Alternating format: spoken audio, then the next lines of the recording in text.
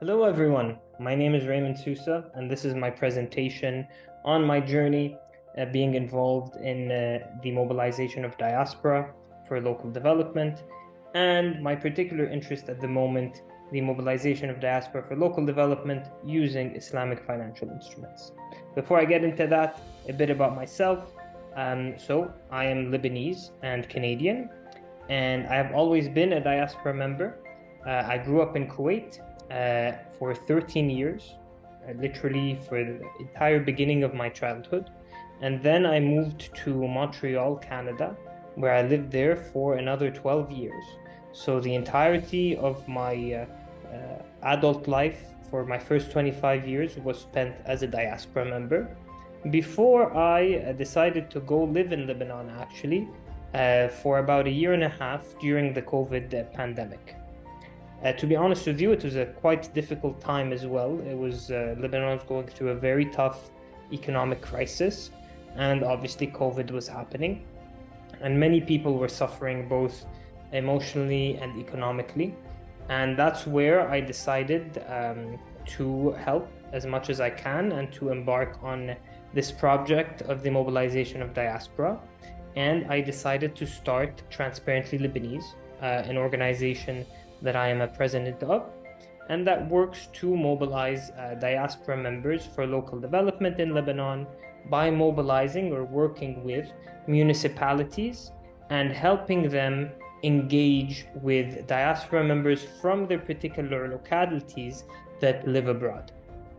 Right now, we are in partnership with a municipality in a town called Kfar Shima, and we're working on a project to build a database of diaspora members for them, and then work on participatory approaches to, engage with those members, build trust and transparency processes between the diaspora members and local communities, and for the goal of local development of that particular town. In my professional field, I'm a fundraiser, a fundraising consultant, director of development, and CEO of a fundraising consulting company called Eternal Sparks Consulting. We work with clients in the US, Canada, and the UK, and we're responsible for fundraising for them. So fundraising and diaspora mobilization go hand in hand, obviously. You need funds to run projects, and this is where I work. This is the field that I'm extremely passionate about, and I make it a thing to hire people out of Lebanon. So 95% of my staff members are based out of Lebanon. We donate 15% of our profits to nonprofit as well in a bid to give back. When I was doing my master's, which I did at the ITC-ILO in Torino, which is a program associated with the UN, and it was quite frankly very linked to the Sustainable Development Goals. I decided to focus on SDG number 17, partnerships for the goals, because the projects that I'm interested in are very partnership centric. They're very involved, or they really revolve around mobilizing different stakeholders, foundations, corporations, diaspora members, local communities, government, and you really need to do so in a way that everyone gets together for the common goal, which is local development. And so I was particularly interested in a project that I really invite you to research. It was a mobilization project done by the UNDP in Moldova. That is a project that really inspired my work with Transparently Lebanese, and that I really encourage you to research. I think if you type in mobilization of diaspora Moldova, you should find the report. It was conducted by a person called Oksana, and I really, commend her for the work that she did on that project, her and her team. So all of this led me to do a PhD, which I have started recently. I am currently a PhD candidate at the University of Lisbon in Development Studies, where I am researching the mobilization of diaspora for local development using Islamic financial instruments. So I am very involved in the Muslim charitable sector, in particular in Canada, but also in the US and the UK. And I thought that it would be extremely interesting to see how Islamic finance can be used in the mobilization of diaspora for local development. So I'm going to share a little bit about Islamic financial instruments.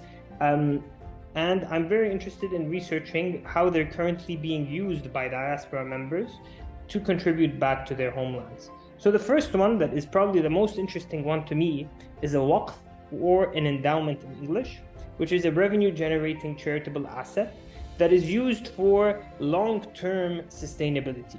So this can be, for example, investing in a building owned by a charity that would generate income from rent that would keep generating a continuous source of money, a revenue generating asset that could be used by the charity for their projects. Or it could be something like an endowment fund, which would mean instead, for example, of you giving $1,000 back to a charity back home, you would give them $1,000 for them to invest.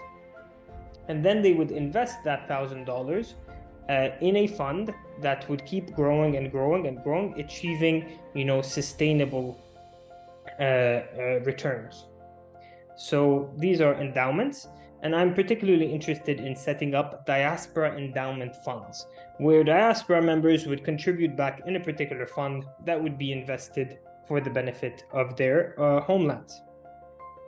Then you have some other instruments like Qurud Hasan, which are no-interest loans, and these are just very altruistic loans meant to support community members or organizations.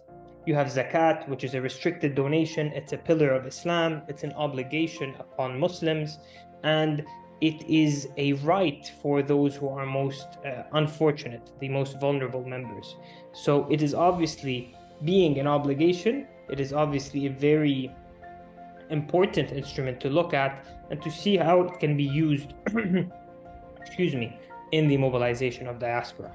Next, you have sadaqah, which are plain donations, which are optional and could be given as much as you want. So it's just looking at how people are donating back home. And then you have halal investments. So these would be investments made in compliance with the Sharia, and seeing how diaspora members would invest back into businesses in their homelands, and seeing how they can benefit from them, but also benefit the people back home.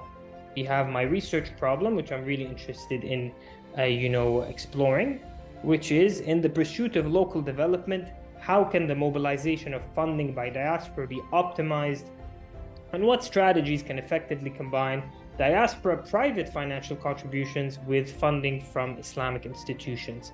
So how can Islamic funds or banks be used in partnership with diaspora private funding to work on local development, to invest back into their home communities? This is the issue at hand.